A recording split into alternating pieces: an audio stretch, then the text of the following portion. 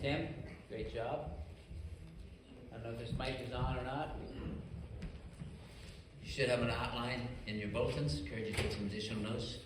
It's the next to last message in the book of Job. God is God and I am not.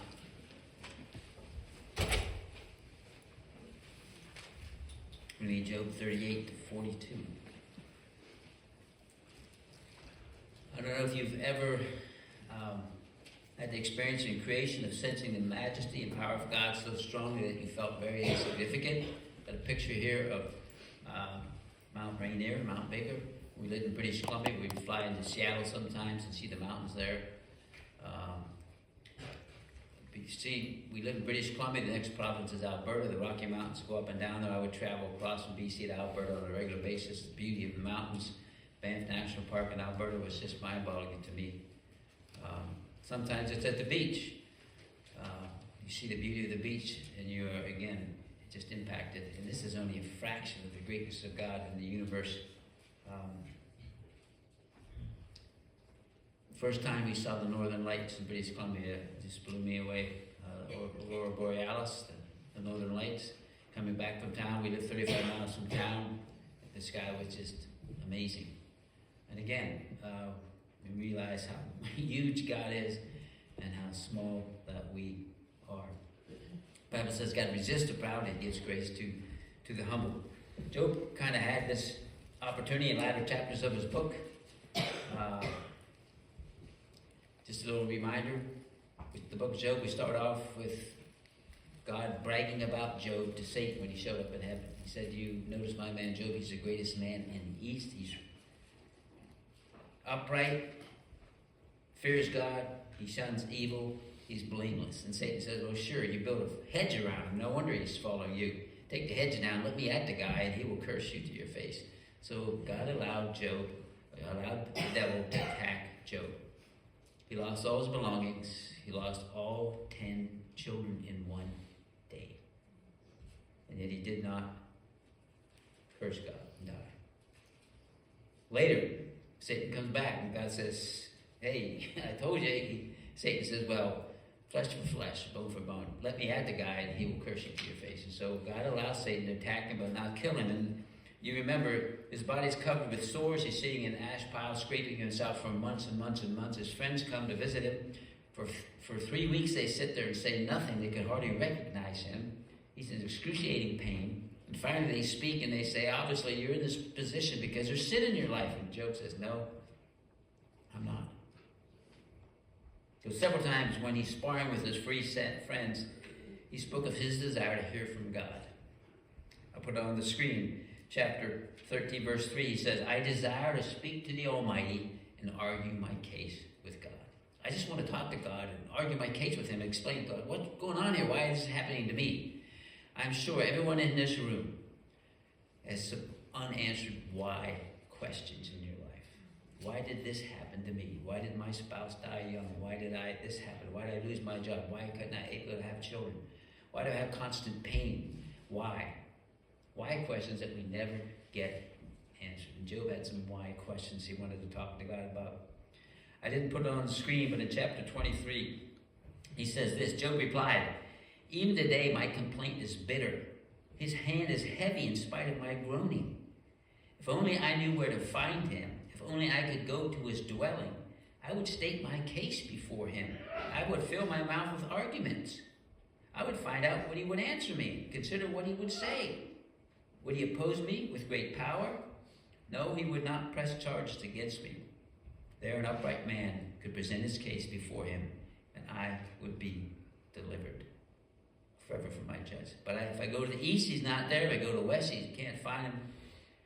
When he's at work in the north, I do not see him. When he turns to the south, I catch no glimpse of him. Job said, I just want to talk to God and figure out what's going on here and why it is going on here. One more verse I'll put on the screen, chapter 31, verse 35. It says, oh, that I had someone to hear me. I sign now my defense. Let the Almighty answer me. Let my accuser put his indictment in writing. Job had a lot of unanswered questions. Can you imagine the questions Joseph would have had? Joseph went from dad's favorite son to a pit to Egypt. I'm sure he's sitting there in Egypt being sold to a slave owner saying, God, what am I doing here? And then when he lives righteously and Potiphar's wife lies about him and says he tried to sexually attack me, they put him in prison, I'm sure he's saying, wow, what am I doing here? Now one thing that Joseph got that Job didn't get, Job eventually got an answer. When he got out of prison, ended up being second in command in Egypt, he finally figured out why God put him there. Job never got an answer for why. Never got an answer. Imagine Naomi's questions. She, with her husband Elimelech, moved to a foreign country with her 2 sons because there was a famine in Israel. They're there a short while, her husband dies. Her sons marry Moabite women. Both of them die. She's probably saying, God, why? Why is this happening to me? So God responds. Job chapter 38, God's going to respond to Job asking for a chance to talk to God and explain and argue his case with God. He doesn't explain Job's situation. He doesn't apologize. Job 38 says this, the Lord answered Job out of the storm. He said, who is this that darkens my counsel with words without knowledge? Brace yourself like a man. I will question you, and you shall answer me. Where were you when I laid the earth's foundation? Okay, Job said, okay, I wasn't here then when you laid the earth's foundation. I get that part. Tell me if you understand. Who marked off its dimensions? Surely you know. Who stretched a measuring line across it? On what were its footing set? Or who laid its cornerstone? While the morning stars sang together and all the angels shouted for joy. Who shut up the sea behind the doors when it burst forth from the womb? When I made the clouds its garment, wrapped it in thick darkness. God's going to ask Job 77 questions he couldn't answer.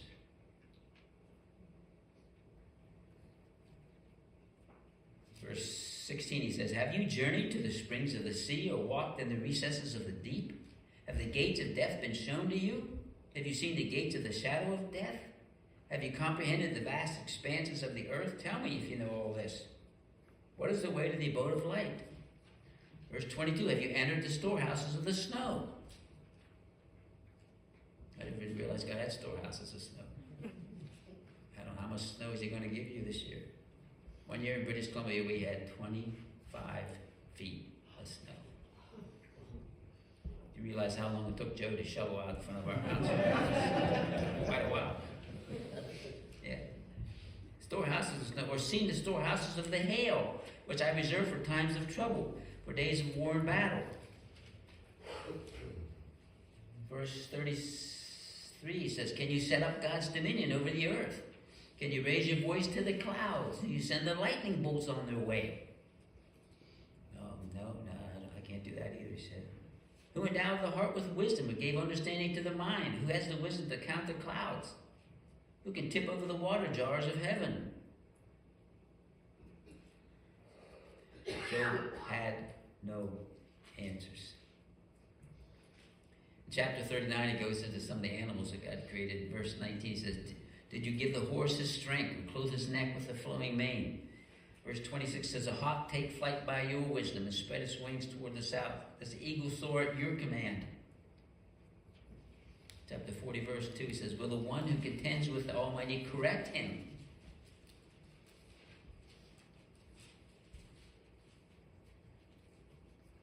Set of questions begins in chapter 40. Chapter 40, verse 4, he says, I am unworthy. How can I reply to you? I put my hand over my mouth. I spoke once, but I have no answer. Twice, but I will say no more. Then in 40, verse 7, he says, brace yourself like a man. I will question you. You shall answer me. He talks about different animals. Job can't answer any of those questions.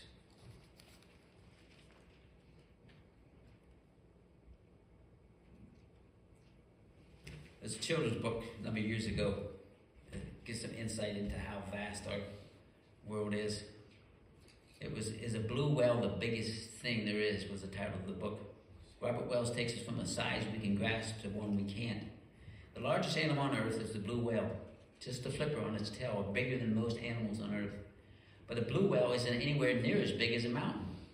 If you put 100 blue wells in a huge jar, you could put millions of jars of wells in Everest Mountain. But Mount Everest isn't anywhere near as big as the Earth. If you stack 100 Mount Everest on top of one another, it would just be a whisker on the face of the Earth. And he says, the Earth isn't anywhere near as big as the sun. You could fit 1 million Earths inside the sun. But the sun, which is a medium-sized star, isn't anywhere near as big as the red supergiant star Antares. 50 million of our suns could fit inside Antares. But Antares isn't anywhere near as big as the Milky Way galaxy. Billions of stars, including supergiants, as well as countless asteroids, make up the Milky Way galaxy. But the Milky Way galaxy isn't anywhere near as big as the universe. There are billions of other galaxies in the universe. God asked Job, hey, have you been involved in any of these things? Job finally realizes, no, I haven't been. God gives Job a real talking to. And finally, Job responds in chapter 42. Then Job replied to the Lord, I know that you can do all things. No plan of yours can be thwarted. You ask, who is this that obscures my counsel without knowledge? Surely I spoke of things I did not understand, things too wonderful for me. You said, listen now, and I will speak. I will question you, and you shall answer me. My ears have heard of you, but now my eyes have seen you. Therefore I despise myself, and I repent in dust and ashes. He admits his insignificance. He acknowledges God's power. I know that you can do all things. He admits his ignorance. Again, all of us here have unanswered questions too. Why? Maybe you'll get some answers. Maybe you will never get some answers. I mentioned before, some of you know the Steiner family. When I was in college, one of my best friends was Pete Steiner. He lived out here. Between our junior and senior years, he was killed in an automobile accident at the Pennsylvania-Maryland border. I remember sitting at foot of 10 church asking the question, why? Pete had a heart desire to serve the Lord. He was planning to serve the Lord his whole life. Why did that happen? Got no answers. My brother, when we moved to British Columbia, after 3 months in British Columbia, my younger brother died again. Why? I don't know. God didn't get any answers. Some of you have the same situation.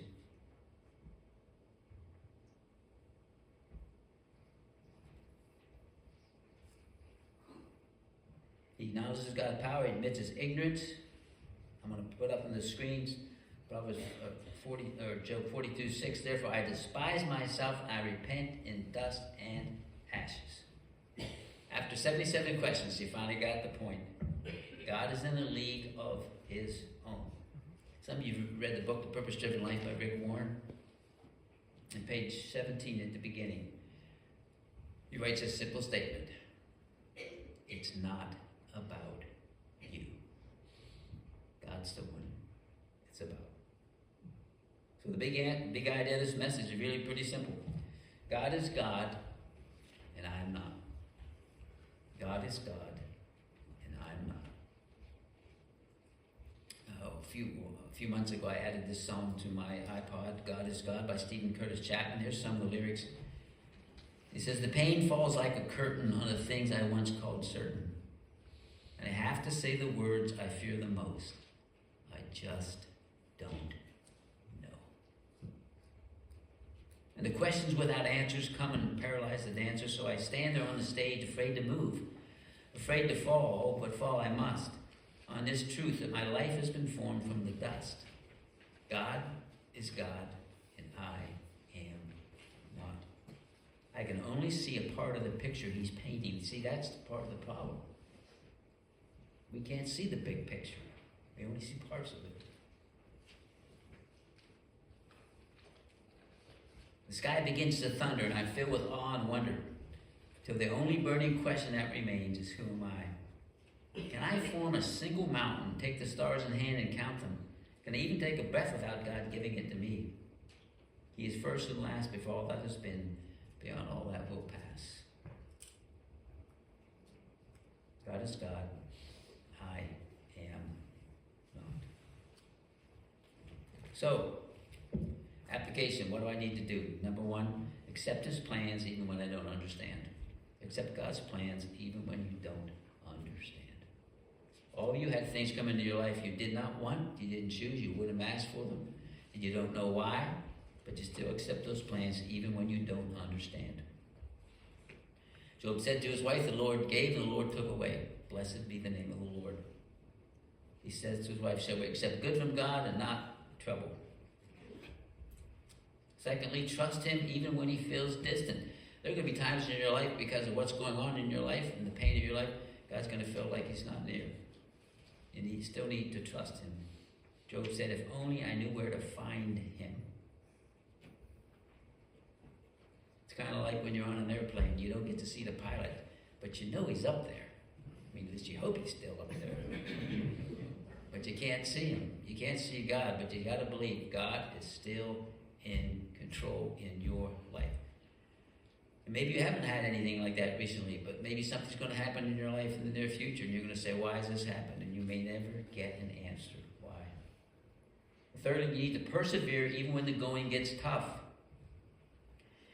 James chapter 5, he says, we consider blessed those who persevered. You've heard of Job's perseverance and have seen what the Lord finally brought about. The Lord is full of mercy. Joseph the same way. Ran across this illustration a while back. A couple had 3 sons. The oldest son was greatly gifted intellectually and musically. Along with being a fine young scholar, he was also a splendid violinist. Early in high school, the father had some trouble with the boy's spirit of submission. But you know how you'll do with your gifted children. You'll give them some room, cut them a little slack. A proud streak accompanied the boy's independent spirit. Once he graduated from high school, he decided to go to a very expensive school on the West Coast. The physician father paid the full tuition, and the boy began his first year many miles from home.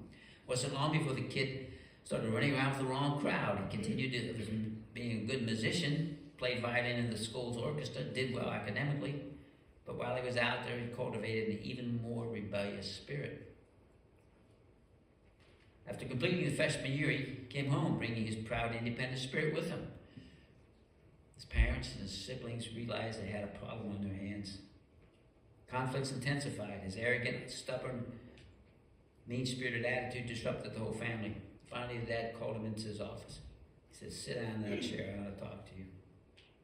Everything, he said, you own is mine. I bought every stitch of clothing you're wearing, everything that hangs in your closet, your car out there in the driveway. I paid for your college. The money in your pocket came from me. I want you to empty your pockets and your wallet, put everything on the table. You have your clothes on your back, that's it. Oh, and the violin, that stays with me too. Get out of the house. That when you finally realize that you need to submit to me, you can come back. He said the kid proudly put all the stuff on the table, walked out the door, took a left, started walking down the street. It was getting dark. He realized after 3 blocks, standing there in the corner, empty pockets with nothing. He said he didn't know what to do in a night like that, so he finally said to himself, you know what, I need to humbly submit.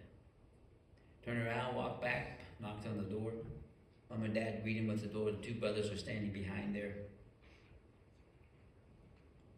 Here's what he said, I'm wrong, I'm sorry. I realize I need you, and I want all of you to know that I'm sorry. I love you. They reached out and embraced him. Probably the 2 brothers were thinking, hey, who's going to get his room? But now they can't get his room. That evening, it was a big dinner together with great joy. Then the article said this, do you know what Job finally realized? He realized it was all about God and not about him. God is God, and I am not. I'm going to play that video. Please let the words of that resonate with you. You are not in control, and you may not always get the answer to the whys that happen in your life, but you got to believe it. God knows what he's doing. He's wise. He loves you, and you need to submit to that.